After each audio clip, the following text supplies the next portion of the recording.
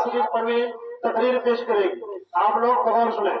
السلام علیکم ورحمۃ اللہ وبرکاتہ. الحمدللہ الذی کفا والصلاۃ والسلام علی رسول الکریم. اما بعد فاعوذ باللہ من الشیطان الرجیم. بسم اللہ الرحمن الرحیم. میں نے آپ کے سامنے قرآن پاک کی تلاوت کا صرف حاصل کیا جس میں حضرت اللہ کی اہمیت بتائی گئی ہے.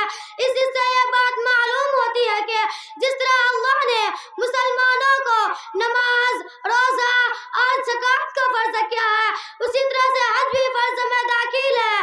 جو مسلمان کی صرف اخراجات برداشت کر سکتی ہے وہ واپس ہونے تک گھر کے اخراجات کو بھی انتظام ہو. اس کے لیے حج کرنا ضروری ہے. ہر سال لاکھوں تعداد میں دنیا کے کونے کونے سے مسلمان مکہ مکرمہ حج بیت اللہ کے لیے جاتی ہے. مکہ معظمہ جہاں آج کعبہ خانہ ہے، ہزاروں سال اس چاروں طرف رہتے ہی رہتے. کوئی سبزہ نہیں اگتا تھا، دور دور تک پانی کی نشان نہیں تھی، کوئی آبادی نہیں تھی. اللہ نے اپنے محبوب پیغمبر حضرت ابراہیم علیہ السلام کو مربے کی حالت میں حضرت اسماعیل علیہ السلام کو جیسا چاند ایسا بیٹا عطا فرمایا اور حکم دیا کہ اس بچے کی اور بچے کی والدہ بی بی حاجرہ رضی اللہ عنہ کو اس غیر آباد علاقے میں جا کر چھوڑاؤ.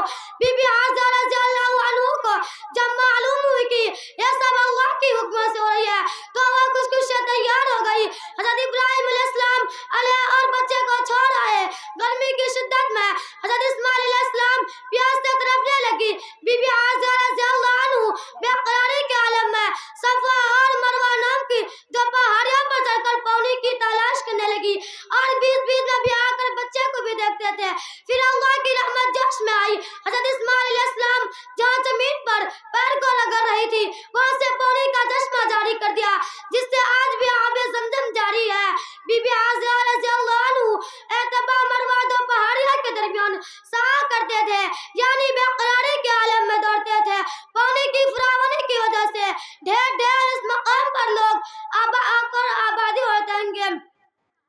حضرت ابراہیم علیہ السلام کچھ عرصے کے بعد یہاں آئے، اپنے اہل اور بچے کو خوشحال دیکھا، اللہ کا شکر ادا کیا اور حضرت اسماعیل علیہ السلام کو ساتھ دے کر اللہ کی عبادت کے لیے ایک گھر کی تعمیر میں شروع کی.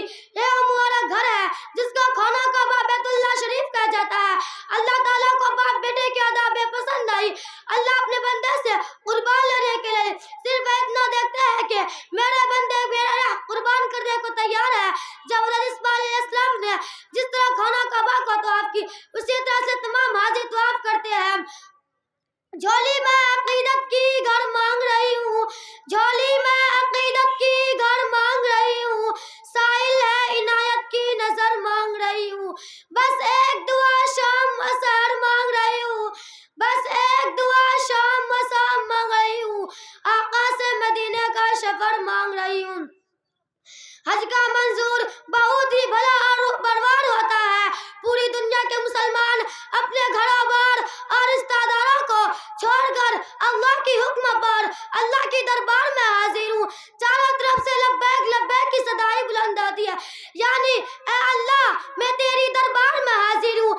یہاں پر اللہ کی عظمت اور برائی دل کا احساس میں پیدا ہوتی ہے. والصلاۃ والسلام علیکہ یا رسول اللہ.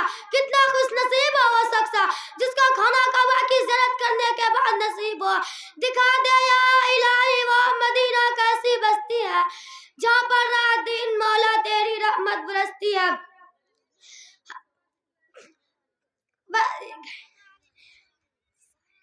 نہ عزت نہ صورت نہ جر چاہیے، نہ عزت نہ صورت نہ جر چاہیے، مجھے آپ کی خاک در چاہیے، مجھے آپ کی خاک در چاہیے. وما علینا الا البلاغ المبین. السلام علیکم ورحمۃ اللہ.